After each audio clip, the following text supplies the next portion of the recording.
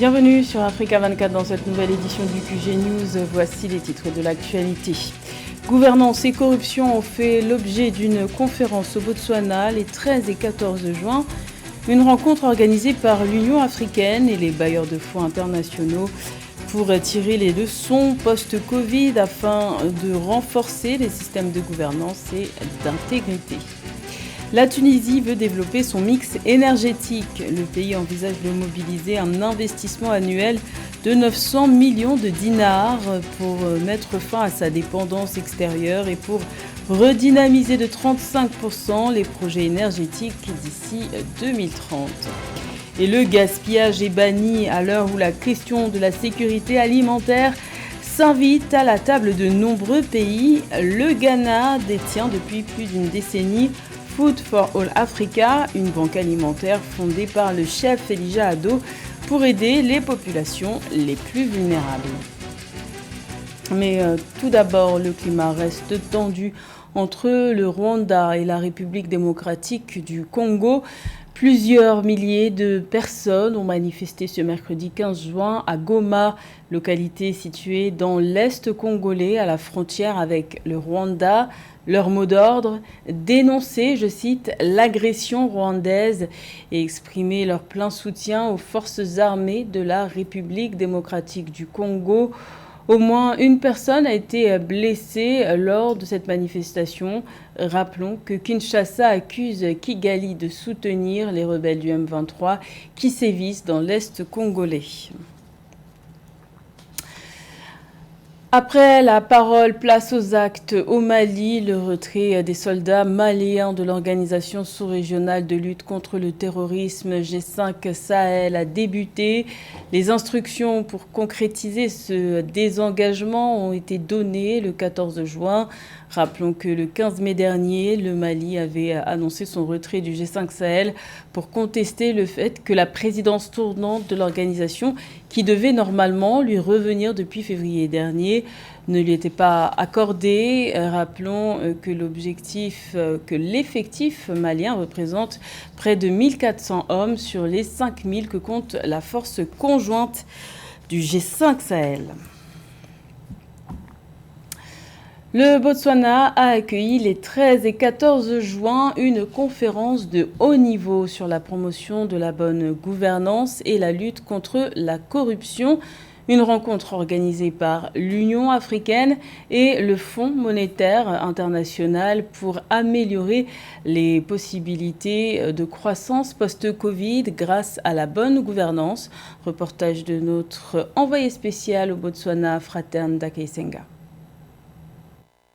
Une conférence de haut niveau sur la promotion de la bonne gouvernance et la lutte contre la corruption a été organisée par le Fonds monétaire international en collaboration avec l'Union africaine et d'autres partenaires à Gaborone, la capitale du Botswana. Elle s'est tenue du 13 au 14 juin 2022 et a vu la participation des hautes personnalités africaines et experts en matière de gouvernance et d'économie. Weak governance and corruption. Nous le savons tous, une mauvaise gouvernance et la corruption ont non seulement un impact négatif sur la prestation des services dans un pays, mais elles causent aussi l'augmentation des prix des services. Ceci affecte le budget du pays, étant donné les allocations d'argent aux projets gouvernementaux et aux fournisseurs des services qui ne génèrent pas les résultats escomptés. Alors que l'économie mondiale est fragilisée par les conséquences de la pandémie de Covid-19 et la guerre en Ukraine, l'Afrique a besoin de redoubler d'efforts en matière de bonne gestion des ressources financières comme stratégie d'adaptation. This issue is more than just about wasted money. La corruption dépasse la seule question du gaspillage des deniers publics. Elle érode le contrat social et la capacité des pouvoirs publics à faire profiter l'activité économique au bénéfice de tous les citoyens. Ce problème n'est certes pas nouveau et à l'heure où nous traversons plusieurs crises concomitantes, la pandémie de Covid-19, la guerre en Ukraine et les difficultés persistantes liées au changement climatique et à l'insécurité au Sahel, la bonne gestion des affaires publiques révèle une urgence inédite. Malgré les engagements pris par les dirigeants africains pour lutter contre la corruption, l'Afrique subsaharienne reste la région la moins bien notée du monde selon l'indice international de perception de la corruption de Transparency. Par contre, quelques pays se distinguent par leurs efforts à relever ce défi, comme le Rwanda, les Seychelles, le Botswana et bien d'autres. Pour les pays situés au bas du classement, tels que la Guinée équatoriale, la Somalie ou encore le Soudan du Sud, la voie à suivre pour sortir de la corruption endémique reste ardue selon les experts. Dans le reste de l'actualité, 59 000 milliards de francs CFA, soit 26 milliards de dollars. C'est la somme que doit débloquer la Côte d'Ivoire sur 5 ans pour réaliser son plan national de développement 2021-2025. Il s'agit du 3e PND de la présidence d'Alassane Ouattara. Les 3/4 seront financés par le secteur privé. Le reste devrait provenir des bailleurs de fonds internationaux. Ce mercredi 15 juin, le gouvernement ivoirien recevait les partenaires techniques et financiers. Les autorités ivoiriennes espéraient mobiliser quelques 9 000 milliards de francs CFA de leur part. La Tunisie paye le prix fort de sa dépendance énergétique externe à l'heure où la conjoncture économique internationale est perturbée face au déficit énergétique constaté qui a atteint un pic de 59% en 2019. Les autorités tunisiennes optent pour les énergies renouvelables. 900 millions de dinars vont être mobilisés à cet effet. Un sujet de Marie-Raphaël Antolo. La Tunisie ambitionne de mobiliser un investissement annuel de 900 millions de dinars tunisiens pour booster ses projets énergétiques. À cet effet, de nouveaux appels d'offres de production d'électricité à partir des engrais renouvelables seront lancés dans quelques semaines, a annoncé la ministre de l'Industrie, de l'Énergie et des Mines, Neila Nouira Gongui. Alors, la Tunisie connaît un déficit effectivement au niveau énergétique parce que c'est un pays qui importe son énergie pour une part non négligeable dans la richesse de l'État tunisien. Et aujourd'hui, c'est problématique parce que lorsqu'un pays se développe, forcément, il a besoin d'énergie. Et lorsque ces énergies sont importées, ça creuse effectivement la balance commerciale.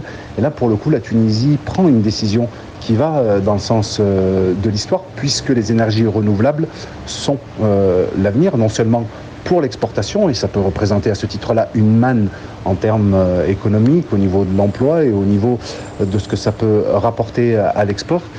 D'après les autorités tunisiennes, le pays fait face à un déficit énergétique qui ne cesse de s'aggraver. Ce déficit est passé de 10% en 2010 à 48% en 2021, avec un pic de 59% en 2019 selon les autorités du pays.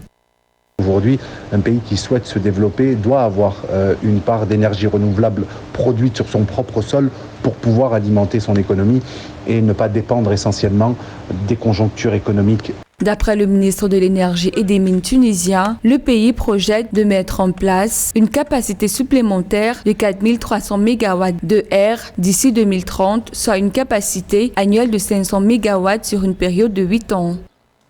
La question de la sécurité alimentaire, qui est au cœur des actuelles discussions internationales, a été mise sur la table depuis une décennie au Ghana par le chef Elijah Addo, initiateur de l'organisation Food for All Africa. Il a fondé la plus grande banque alimentaire d'Afrique de l'Ouest, une initiative qui vise à réduire le gaspillage alimentaire au profit des populations vulnérables. Un sujet de la rédaction. Combler le fossé entre l'abondance et la rareté, c'est la mission que s'est donnée le chef gastronomique ghanéen Elijah Addo. Il y a 11 ans, il a l'idée de fonder Food for All Africa, une banque alimentaire pour les populations les plus vulnérables au Ghana.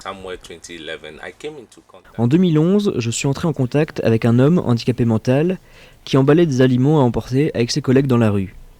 Juste par ses actions, un jour, j'étais très intéressé à savoir pourquoi il faisait ça. Donc, en demandant pourquoi il fait ça, dans notre langue locale, il m'a dit « S'il ne le fait pas, qui va nourrir les personnes vulnérables ?» Il m'a fait voir qu'au lieu de jeter les restes de nourriture de l'hôtel où je travaillais, nous pouvions facilement les emballer et les donner aux personnes vulnérables. La faim coûte cher au Ghana. Plus de 28% des Ghanéens ne peuvent pas se permettre de dépenser plus d'$1 par jour en nourriture, selon les données gouvernementales de 2016.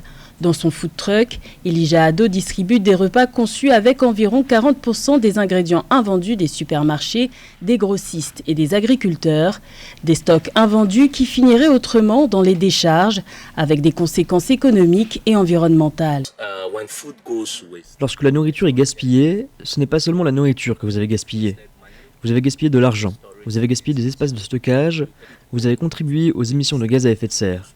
Et collecter cette nourriture avant qu'elle ne soit gaspillée, pour ceux qui n'avaient pas accès à la nourriture, vous avez créé un moyen de nutrition, vous avez économisé l'argent qui aurait été gaspillé, et vous avez également créé une image positive du soutien de votre communauté en tant qu'entreprise. L'organisation Food for All Africa est la première et la plus grande banque alimentaire d'Afrique de l'Ouest, avec environ 3 millions de repas distribués depuis 2015. Cette initiative solidaire a permis au chef Elijah Ado d'être décoré du prix Young Leader par la reine Elisabeth en 2017 au palais de Buckingham. La fête ne finit pas au Sénégal depuis que le pays a remporté la première Coupe d'Afrique des Nations de football de son histoire. En février dernier, au Cameroun, une tournée s'est déroulée du 15 mai au 13 juin dans les 14 régions du pays pour présenter le trophée de la CAN. Retour sur cet événement qui a suscité l'engouement des populations avec Cheikh Omar Kamara. Entamée il y a presque 4 semaines, la tournée du trophée de la CAN 2021 remportée par les Lions de la Teranga est entrée dans sa dernière ligne droite au cours du week-end dernier. La caravane qui a sillonné 14 régions dans la zone du nord, du centre et de l'est est arrivée samedi 11 juin en Casamance, au sud du Sénégal. Le Trophy Tour est ainsi un grand moment de communication et de partage de la fierté d'appartenir à une nation de sport et de sportifs. Tout ce qu'on a mis dans l'équipe nationale, le travail de la fédération, l'État et tout ce qu'on a fait, le calcul et le résultat ne donnaient que le trophée africain. C'est pourquoi j'ai dit à l'entraîneur que la finale ne nous intéressait pas. Ce qui nous intéresse, c'est le trophée africain. Prétextant l'engouement populaire partout où le trophée est passé à travers le Sénégal, le ministre des Sports Matar Ba a lancé un défi au sélectionneur Aliou Cissé pour le mondial 2022 au Qatar, à quelques mois seulement du début de la compétition. Un compétiteur reste un compétiteur. Aujourd'hui, nous allons à la Coupe du Monde. Bien sûr que nous avons des ambitions, mais il est important aussi que ces ambitions soient des ambitions atteignables. Voilà, donc ça veut dire que oui, nous sommes ambitieux fortement, mais nous restons réalistes aussi. Le Trophy Tour participe au maintien de l'engouement suscité par les récents résultats obtenus par les Lions de la Teranga suite au premier titre de champion d'Afrique de la CAN Cameroun 2021 et à la qualification à la prochaine Coupe du monde de football prévue en novembre 2022 au Qatar. C'était le journal de la rédaction. Merci de l'avoir suivi. L'information continue sur Africa 24.